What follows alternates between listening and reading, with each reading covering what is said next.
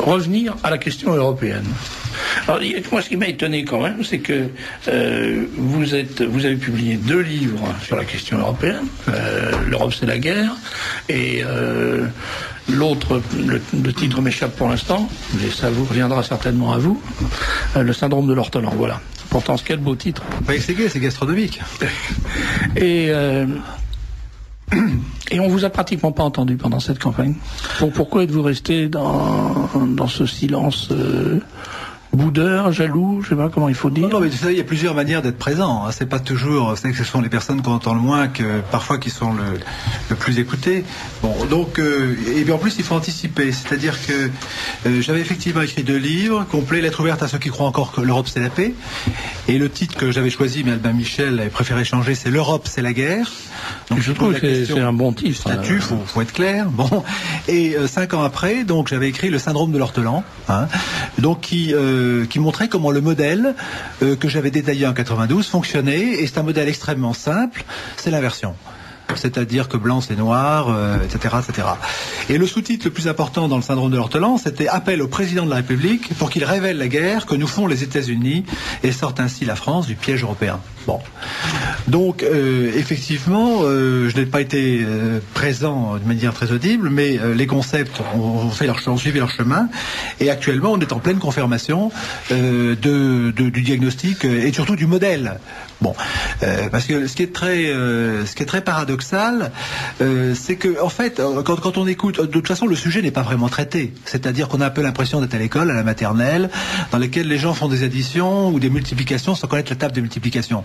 Parce qu'en fait, on marche à tous les coups. À une époque, certains hommes politiques avaient repris la formule, c'est exactement l'inverse. C'est tellement simple que c'est presque gênant. C'est exactement l'inverse, c'est-à-dire qu'on vous dit que c'est la paix, donc c'est la guerre. Bon, on vous dit que Mitterrand avait dit il y aura 5 millions de chômeurs en moins, donc 5 ans après, 5 fois 5, 25, je dis, bien c'est 5 millions de chômeurs en plus, etc., etc.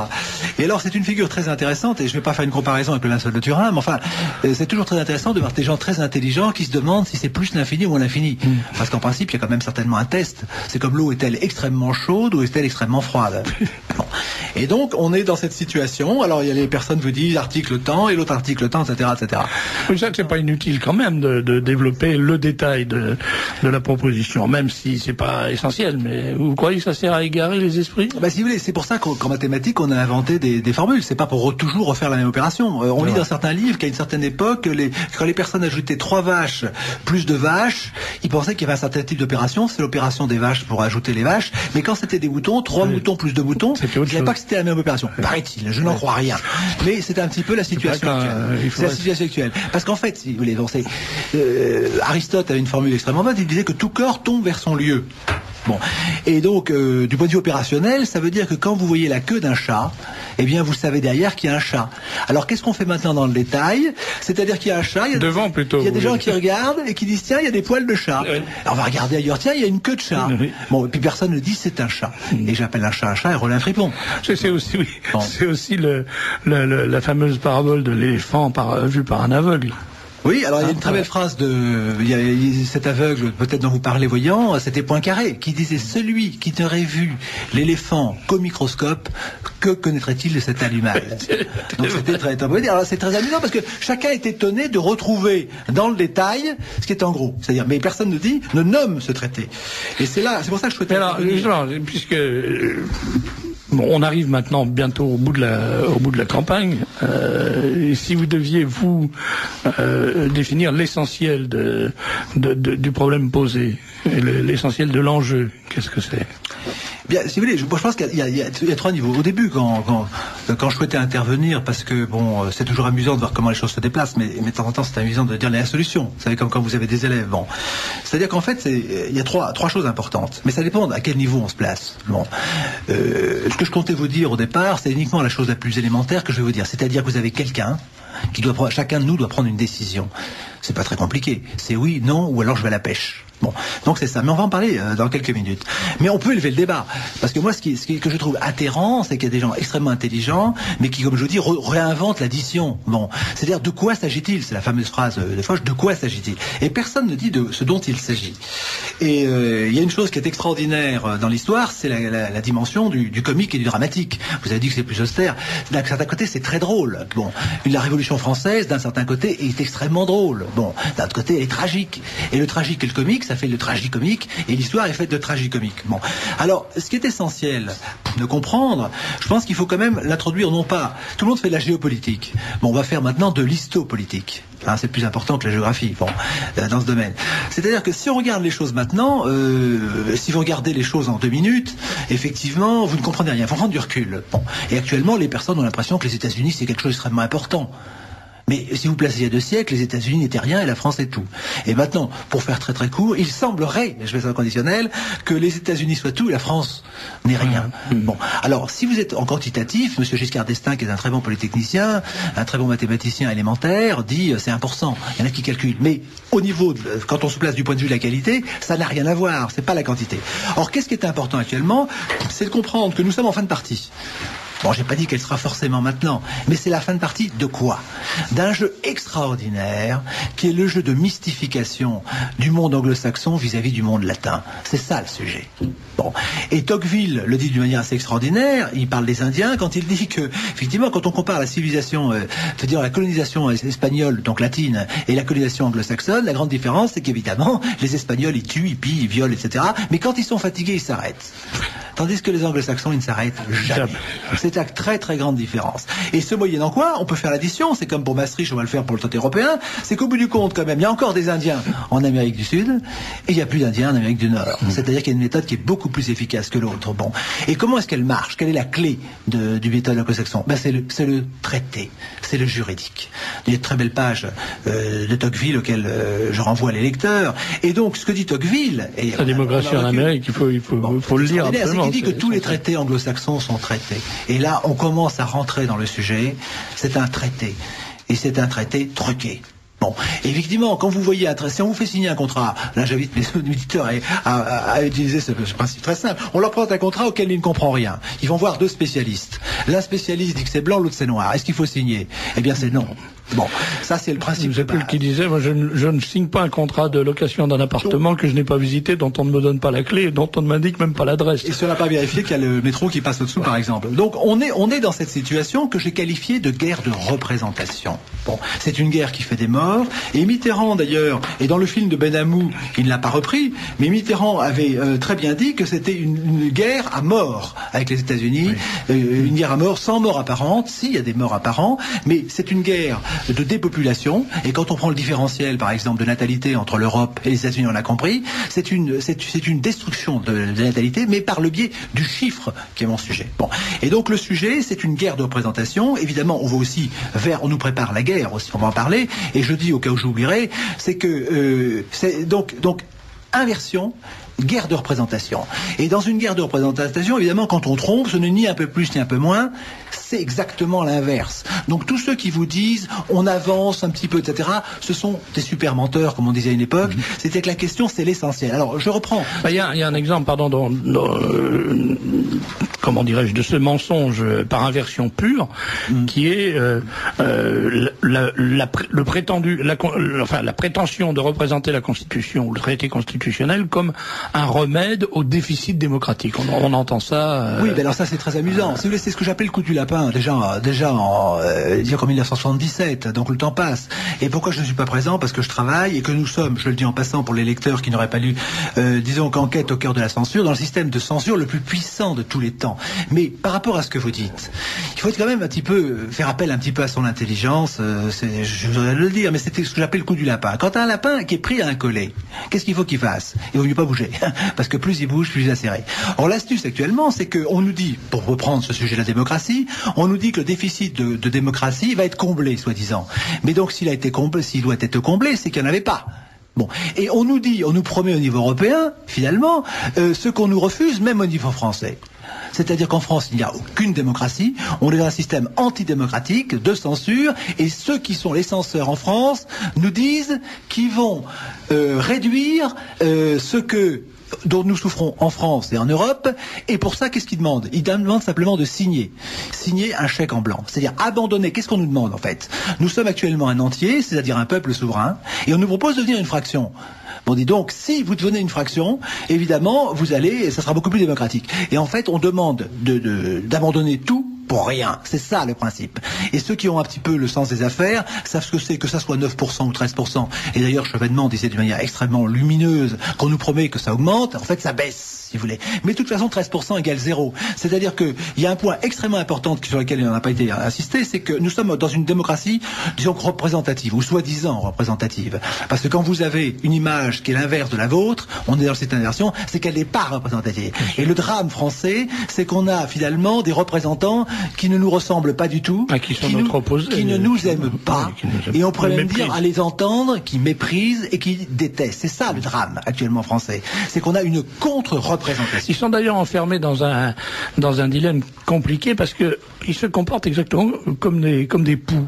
C'est-à-dire que le pou, il aime pas l'animal sur lequel il se trouve, il aime pas la tête. La preuve, c'est qu'il lui fait du mal en piquant et il lui vole son sang. Mais en même temps, il peut pas s'en passer. Les hommes politiques, c'est des poux. Ils sont sur la tête du peuple, ils en profitent, mais ils le détestent, mais ils peuvent pas faire autrement que de l'avoir. Je reconnais votre goût pour la biologie. Vous avez parlé de la guerre 2-3 fois. Alors, ce qui est très important de comprendre, c'est que ce qui compte, ce n'est pas le qualitatif, ce n'est pas le quantitatif, lapsus révélateur, c'est le qualitatif. Bon, de quoi s'agit-il? Bon, bien entendu, chaque électeur n'a qu'une voix, mais c'est pas la question. De quoi s'agit-il? C'est que si vous étendez les choses il y a un millier d'années même, la France était la grande nation. Bon, et quel jeu fait-on jouer la France? Bon, c'est une question de ventriloquie, c'est-à-dire qu'il y a 3 niveaux. Vous me posez la question importante. On peut voir la question au niveau théologique, ou je dirais métaphysique, si c'est intéressant. Ça, c'est ce que vous trouvez aussi dans votre livre à propos de la censure. C'est ce que disait Talleyrand, d'ailleurs. Talleyrand, qui on sait, si vous voulez, mais c'est un grand diplomate, et on est dans une affaire de procès. Il a dit que là où il avait le plus appris, c'est en théologie. Bon, donc on peut voir la question tout à fait par le sommet. On peut la voir par la politique, ou on peut le voir par l'électeur. Bon, alors ce dont il s'agit actuellement, c'est que la France était une grande nation, et le monde anglo-saxon n'était absolument rien. Comment expliquer, d'ailleurs, puisque je rappelle que c'est la France qui a reconnu quand même les États-Unis. C'est la France qui a inventé d'une certaine manière les États-Unis, avec 42 000 hommes qui ont été envoyés dans ces pays, bon, et avec la reconnaissance que l'on connaît. Eh bien, c'est que la France et le monde latin représentaient un certain nombre de valeurs, bon, et ces valeurs, je les appelle réalistes, et c'était des valeurs qui ont dominé l'Occident pendant une certaine époque. Et puis il y a un contre-modèle qui est rentré. Et si on prend les choses à partir du XVIIIe siècle, à partir notamment de la guerre de 7 ans, au XVIIIe siècle, avec la France qui s'est battue pour le roi de Prusse, on a la France qui a été instrumentalisée, je dirais ventriloquée, par le monde anglo-saxon. Et c'est le système de Dupri le plus extraordinaire qu'on ait jamais imaginé.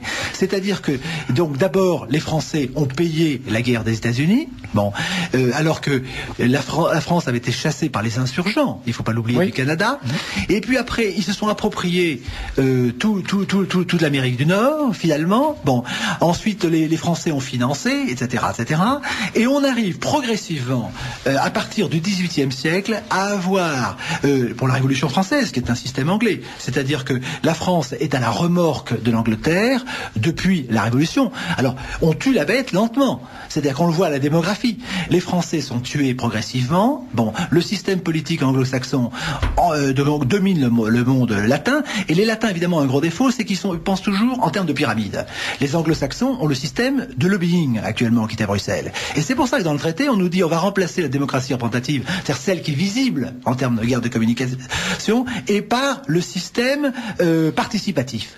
Ce qu'on nous propose pour le fameux déficit démocratique dont on nous parle, c'est le système des lobbying participatifs. Bon, c'est ça qui est en jeu actuellement. Et évidemment, le latin est complètement perdu. C'est comme ça que les Français, finalement... Ils comprennent même pas de quoi il s'agit, en fait. Non, mais ils comprennent... Mais on voit très bien, personne ne sait de quoi il s'agit, finalement.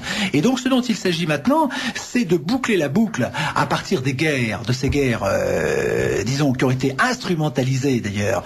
La Première Guerre mondiale, la Deuxième Guerre mondiale. La Deuxième, sur la déclaration de guerre. Et maintenant, on est au bout du rouleau.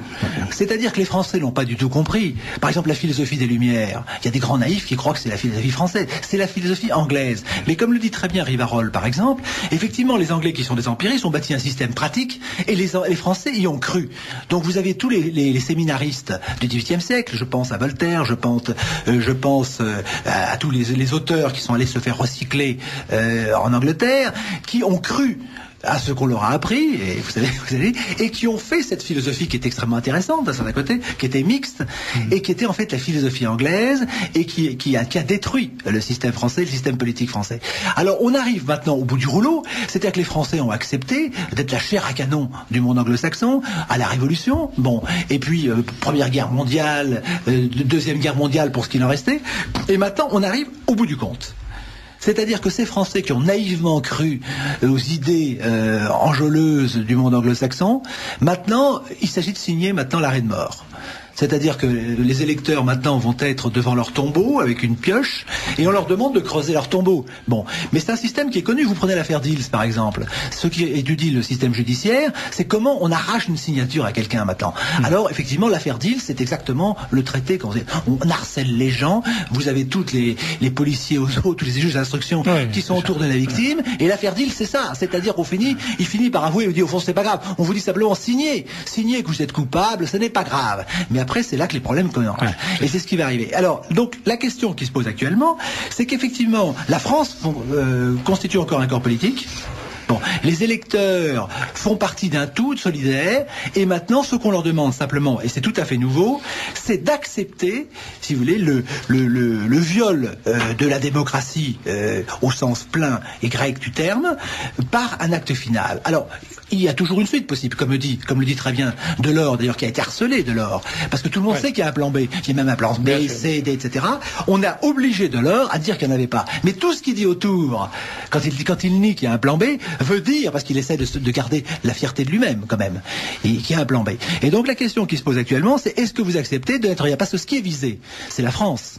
C'est-à-dire que, bien entendu, la seule qualité, je dis bien la qualité, qui peut s'opposer actuellement, je veux dire, au modèle anglo-saxon, c'est la France. Donc ce qui est visé, d'ailleurs tout ça, ce n'est pas évidemment tous les pays qui composent, c'est la France. J'ai écouté hier Paul Reynaud, qui parlait de la construction évidemment de ce système, et il disait que évidemment c'était les États-Unis qui seraient le fédérateur de ce qu'on appelle maintenant le système atlantique, et puis comme on lui faisait remarquer que c'était un petit peu loin, il disait bon, ça va être la France. Donc en fait la France, c'est pour ça que Giscard d'Estaing a été choisi, c'est-à-dire que la France est la seule qualité qui compte actuellement en Europe en face du monde anglo-saxon, et pour la réduire, on fait ce que les anglo-saxons font dans le système de Gulliver, c'est qu'on attache évidemment la proie finalement pour la dominer. Et on peut dire, bon, bien que l'histoire ne soit jamais totalement écrite, que si par malheur le non passé, on sait qu'il est majoritaire le Front, il est structurellement majoritaire actuellement, on le sait très bien. La question, c'est est-ce que le non massif actuellement, surtout quand on enlève tous les profiteurs du système actuellement qui vont voter oui, eh bien, c'est de savoir si ce non qui est majoritaire, massivement majoritaire dans le pays, va se retrouver dans les urnes. C'est ça la seule question. Alors, j'allais vous poser la question pour terminer. Quel est votre pronostic? Eh bien, le pronostic, alors je viens vous le donner, c'est-à-dire qu'il est évident que je peux vous dire qu'au jour d'aujourd'hui, bon, moi j'ai des chiffres par ailleurs, mais peu importe, qui est au-dessous de la vérité, 55%. La question, c'est qu'effectivement, avec les moyens du terrorisme d'État qu'on a actuellement, qui sont mis en œuvre, c'est de savoir si effectivement l'électeur, et je vais donner le mot de la fin quand même puisque vous le demandez, quelle est l'attitude? Bon, tout ce dont j'ai parlé sont des choses très intéressantes, mais l'essentiel c'est quoi? Bon, c'est trois questions que doit se poser l'électeur en face de son miroir, parce qu'il se retrouvera dans son miroir quand il se rasera, ou si c'est une femme quand elle fera son maquillage. C'est la grande question, c'est premièrement, quel est mon intérêt? Parce qu'on essaie de faire voter les gens par rapport à d'autres choses. Bon, donc la première question, c'est quel est mon intérêt? Et l'intérêt, il est extrêmement facile de le mesurer par rapport à Maastricht. C'est-à-dire que Bérégovoy avait dit dans son discours d'investiture du 4 mai 92, Maastricht, donc le système actuel, c'est moins de chômage, moins d'insécurité et moins de corruption. Et nous avons eu l'inverse. Donc tout le monde le mesure, et c'est pour ça que le non, finalement, a émergé, non pas par l'intelligence, parce que j'avais dit que en 92, que la solution viendrait des faits eux-mêmes. Chacun sait que ce système est mortifère. Donc l'intérêt de l'électeur, c'est non. Je ne parle pas de ceux qui profitent du système. Bon, deuxième question, donc l'intérêt dit mathématiquement, c'est non. Deuxièmement, vous avez l'intelligence. qui est évident si on prend le temps de réfléchir. Ce système, on le voit très bien, est un système totalement antidémocratique. C'est un système qui roule uniquement pour les États-Unis. C'est un piège, je l'avais écrit et tout le monde le sait, qui nous met complètement à la remorque des États-Unis. Une chose est très simple, les Anglais ne sont pas dans la zone euro et c'est la place financière de l'euro. Donc c'est un mépris. C'est-à-dire qu'actuellement, on pille les Français, on les ruine, les Européens éventuellement. D'ailleurs, on dit que ceux qui ne votent pas oui ne sont pas européens. Donc l'intelligence dit non. Et le troisième, et je dirais le plus important, c'est une question d'honneur. C'est-à-dire que lorsqu'on est méprisé par un certain nombre de personnes, eh bien l'honneur consiste à dire non. Voilà à peu près les 3 questions essentielles si on ne veut pas élever le débat au-dessus. Merci Arnaud-Henri Pasquier. Je signale que vous serez le 5 juin parmi nous pour présenter vos derniers livres, y compris d'ailleurs, je crois, le syndrome de l'ortolan et l'Europe c'est la guerre. Oui, donc... Mais j'espère qu'on aura... Voilà, de bons motifs de vous applaudir. Disons que le message, il est simple, c'est qu'il faut, vis-à-vis de sa conscience, se poser ces 3 questions. Et la réponse, pour les honnêtes gens, si je peux dire, ne peut qu'être non. Merci beaucoup. Luc Ferralli.